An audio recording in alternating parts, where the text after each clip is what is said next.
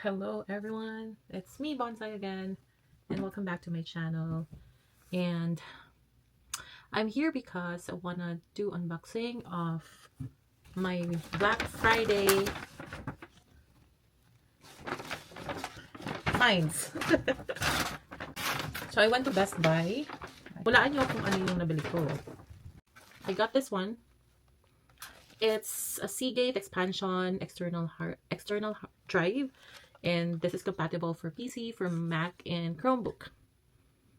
Kailangan ko to. And you know how much I paid for this? Naka-sale siya. It's $74. Original I think is 100 plus tax. So guys, ang tagal ko na nag-asam na bumili ng hard drive. Kasi ang dami kong files na dapat i-transfer. Like videos, tapos yung mga files ko from student hanggang na PR ako. Sorry, I'm wearing gloves kasi ayaw kong hawakan siya bare hands. Yan, i-unbox na natin.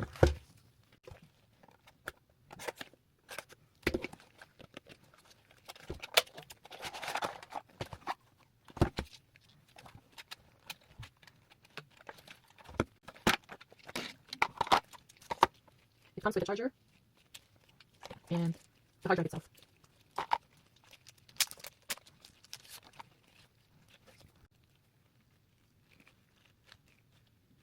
So let's keep this muna and then we'll open the next item that I got.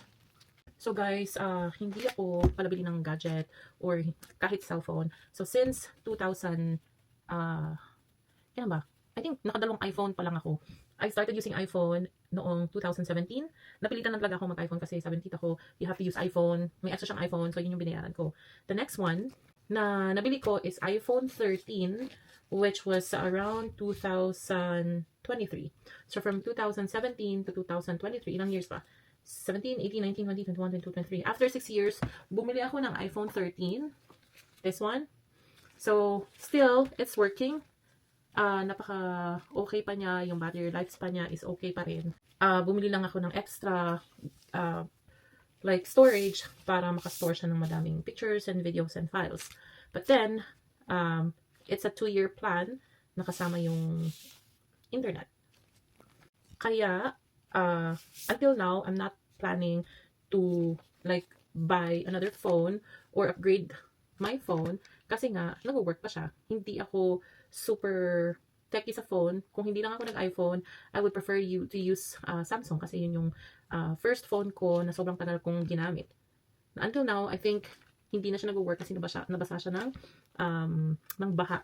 Pero since 2020, nung pandemic time, I bought a laptop which is Acer. Napilitan lang din ako bumili ng laptop because kasi work from home. So, merong provided si company ko ng laptop na kailangan kong gamitin during work, pero bumili pa rin ako ng sarili kong laptop. And I think it cost me around 23,000. Medyo masakit siya sa bulsa kasi nga out of the pocket ko siya binili. So since 2020, hanggang ngayon, yung laptop kong yun, ginamit ko for work, ginamit ko noong naging student ako, nag-apply ako ng student visa, nag-apply ako ng extension of my visa kasi I did 1 program plus 1 program.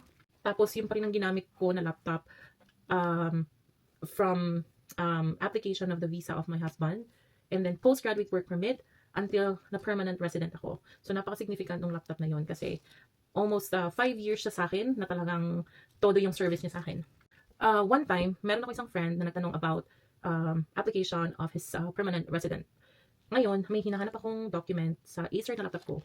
Ang nangyari, it took me an hour to turn on to look for the document. Halos talagang naglo-load na talaga yung laptop ko. So, I've decided to buy a new laptop. So, hindi ako super like techy or super, alam mo yun, mapili sa mga gadgets na dapat i-upgrade, ganyan-ganyan. So, eto na. Papakita ko na sa inyo kung ano nabili ko during Black Friday. 1, 2, 3. Yay! Ayan! Nakikita nyo ba? So, it's a MacBook Air. Ayan, it's a MacBook Air. It's a 13-inch MacBook Air with 16 gig gigabytes memory and 512 gigabytes storage. So, buksan na natin. Teka, huwag kayong mag-alala kasi hindi ko to binili ng cash. Kasi nga, Black Friday, ang daming sale. At the same time, dito sa Canada, pwede mo siyang hulugan. Hindi ko sinasabing utang, hulugan. Para mas maganda yung, yung term. Pero utang pa rin siya. Pero guys, okay na to kaysa bumili ako ng, ng cash. Kasi hindi ko kaya, Diyos ko. Oh my God, ang mahal nito. So, I bought this for $1,319.99. So, I'll show you the conversion of 1,319.99 here in peso. Yan. So, kung i-divide mo siya, I mean, if it's 1 year to pay, may option kasi sa Best Buy na 3 months, 6 months, and a year, or 2 years to complete the payment. So, syempre, pinili ko is 1 year. Hindi ko kaya ng 3 months kasi nga, mahal siya. Hindi ko rin kaya ang 6 months kasi parang medyo mahal pa rin. So, pinili ko yung 12 months. The good thing is, wala siyang interest. So, as you can see, ito yan. Ito yung price niya. Ayan, nakikita ba? Best Buy. Baka naman! So, para siyang naging, i-divide nga natin. So, from 1,000, uy, may tax pa pala yun ha. Hindi ko sinali yung tax. Yung tax niya is 179.40. So, ilagay natin na 1,319 1,319.99 plus 179.40 sa tax, nagiging 1,500 siya. Naging 1,499.39. Pero kung i-divide ko siya ng 12 months, per month, magiging $124.94. Pero dito sa Canada kasi, kapag nagsweldo ka, bi-weekly siya. So, i-divide ko naman siya ng dalawa. So, nagiging $62.47 bi-weekly. So, magkano yung 62.47? So, times natin siya sa 40, which is the Canadian dollar. So, nagiging 2,498 pesos. Yan ang total ng MacBook every month na bayarin. No. Nakikita nyo ba? So, for me, it's not bad kasi nga, mas mahal kung talagang ika-cash mo kung wala ka talagang cash. Pero ako, I opt to do it bi-weekly or parang in one year, 12 times ko siyang babayaran. Kasi pwede naman na in 1 month, pwede mo siyang bayaran ng $200. Depende kung paano mo babayaran lahat or kung ano ang strategy mo. Paano mo siyang bayaran. Okay? I'm excited. Ayan. Kasi first time ko magka-MacBook. Open! So, hindi ako marunong mag-open. Tingnan muna natin. Ayaw ko masira yung box.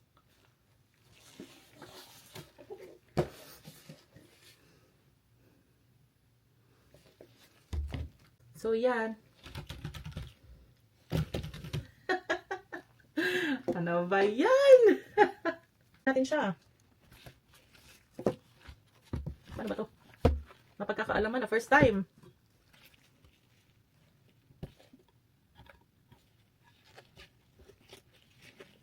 Ayaw ko masira yung box.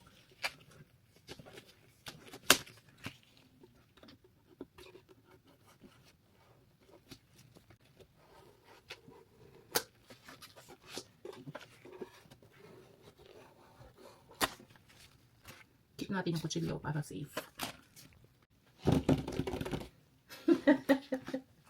Parang ano lang eh. Ayan. Ayan na!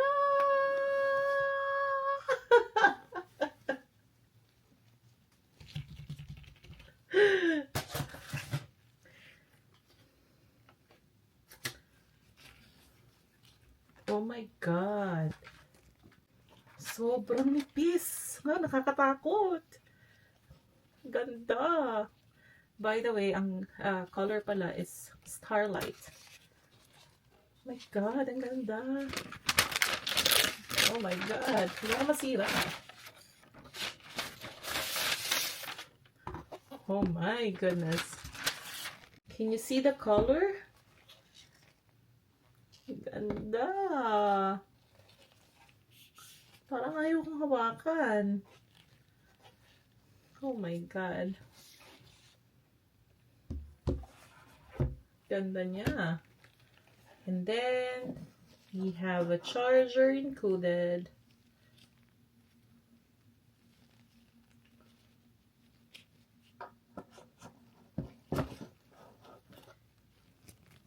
Tapos, meron pa nito. The guide. Which is, sino ba nagbabasa naman dito? And, we have the adapter.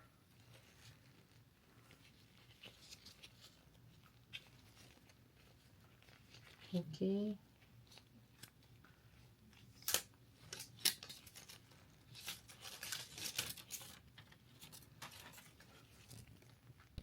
Hindi ko tinatapon. Yung mga ganito, never kong tinapon. Nasa box lang siya. Kahit yung GoPro 3 ko, na super tagal na, which I received as a gift from my auntie. That was 2016 yata. 2016. Guys, naka-box pa rin siya. Ganon ako ka-careful sa gamit ko. So, yan. Open natin. Charge natin. Madami siyang yan. So, pwede pala mag-charge ng dalawa. Tapos, ito. Yan. Ngayon, hanapin natin kung nasaan ang cord.